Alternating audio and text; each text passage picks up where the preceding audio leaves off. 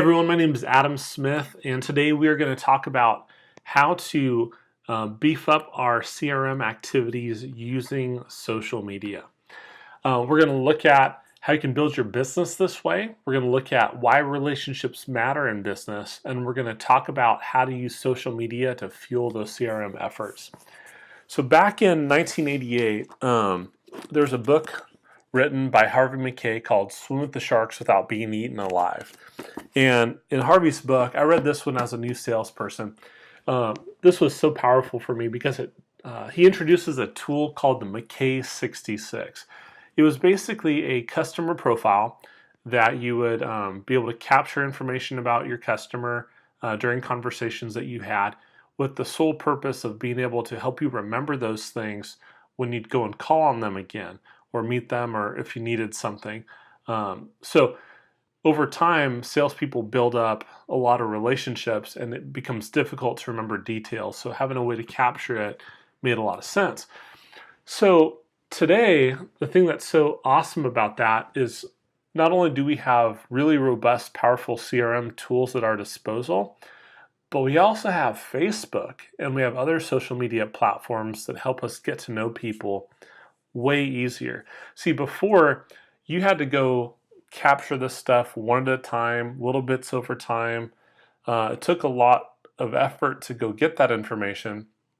Then you had to capture the notes, look that stuff up again, figure out how to organize those things. It was a very difficult process to do that, but it was powerful because the more relationships you had, the easier it was to sell things to people.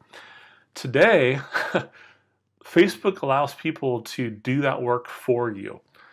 We have profiles. We put in all the same information. We put what our names are. If we have kids, we talk about who our wife is. If we're married, single, whatever. We talk about where we work. We talk about our interests.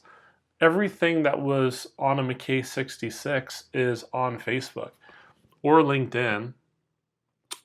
Some stuff's on Instagram, but mostly in a visual format, as you know. Twitter has details about customers. So it's awesome that not only is it already out there, it's all out there right away, and they update it for you.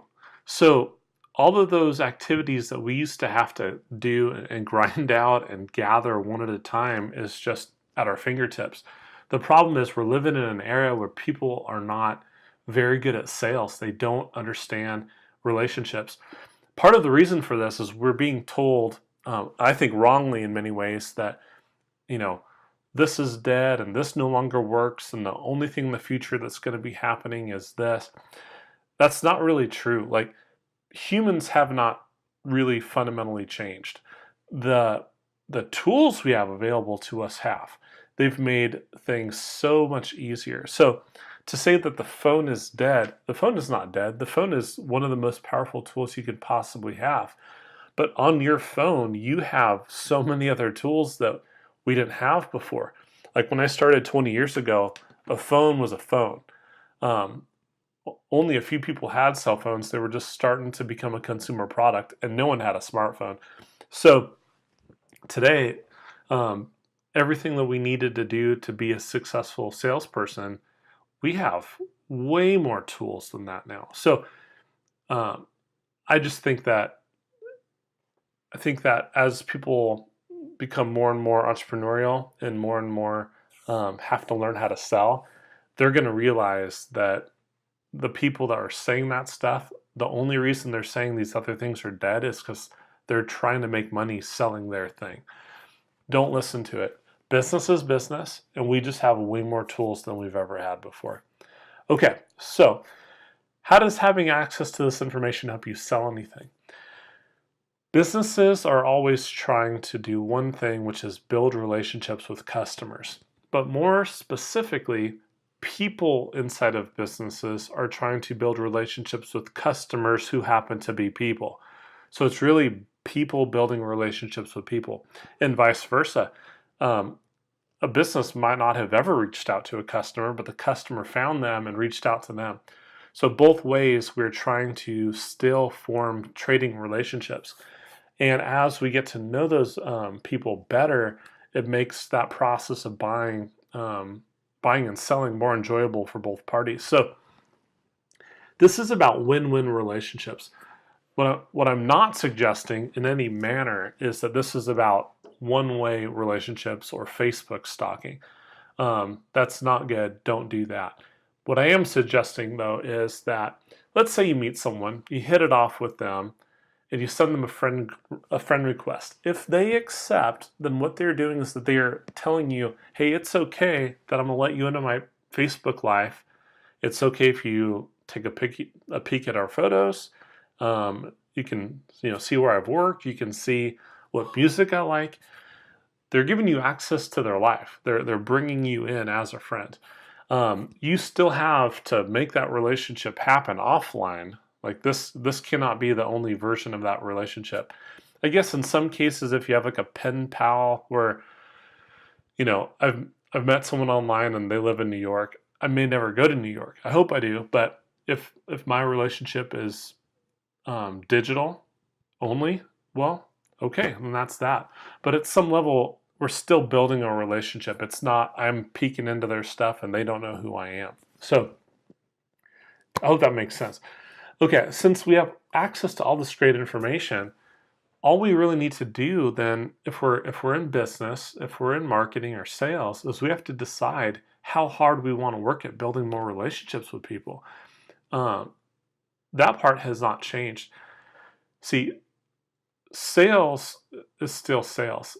Sales techniques still work really well, but Facebook and other tools make this so much easier and so much faster and efficient that today, if you're in sales, some things are harder, but other things are vastly easier.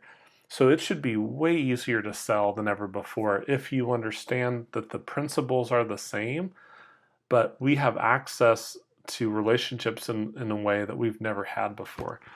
So if you're a highly trained salesperson, there's no reason you should not be making six figures at some point within a certain amount of time. So I'm going to give you 4 tips to get you started with this. The first thing you need to do is you need to commit to meeting at least 5 new people every single day. Hopefully offline first. It doesn't have to be, but if you could at least commit to making 5 new relationships and then adding them to Facebook, and you worked 5 days a week for a year, you'd have 1,300 relationships on Facebook. How many of you guys have 1,300 relationships on Facebook? I know some of you do, and I know some people are still not even breaking 100.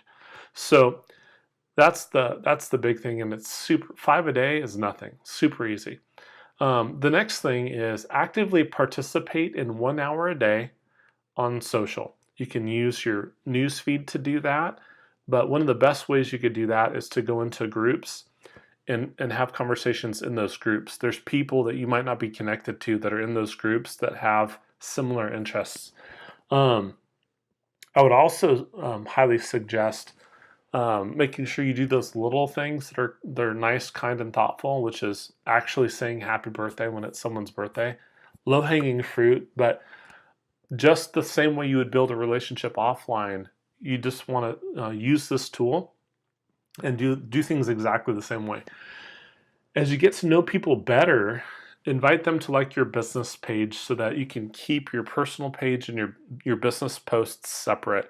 That way you don't ever feel, I don't know, spammy. Like if only thing that they hear from you when you're in social is business, business, business, it's a huge turnoff.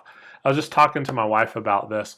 Because there are so many more entrepreneurs and MLM people than ever before, but people still lack selling skills, what we're seeing is we're seeing a lot more pushy people, even friends. Like if they've never been in sales before and all of a sudden they're throwing themselves into a sales career and they don't know how to sell yet, you're gonna see that pushiness feel like way worse than your mailbox, right? Like it's just something that new salespeople don't understand yet. It takes some time to realize like relationship first, then business.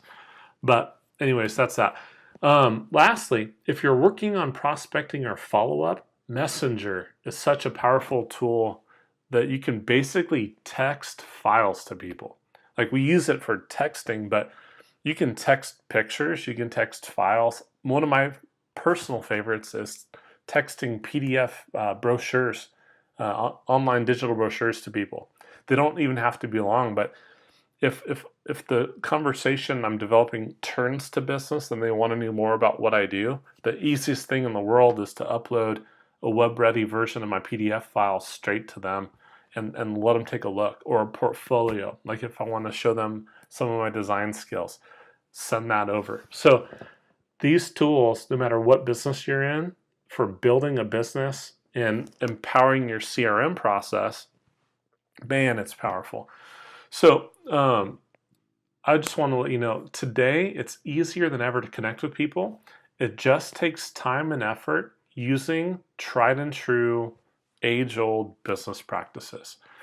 In my company, I believe all big brands start small, and I hope this content helps you see how easy it can be to create a big brand leveraging the power of social media in your CRM tool. If you like this content, please hit subscribe. Throw me a thumbs up there. If you have questions in the comments, you want me to unpack a certain question or just make a comment, please do that below. If you want a free PDF copy of this lesson, I'll have a link provided down below as well. Until then, I hope you guys have a great day, and I'll see you next time.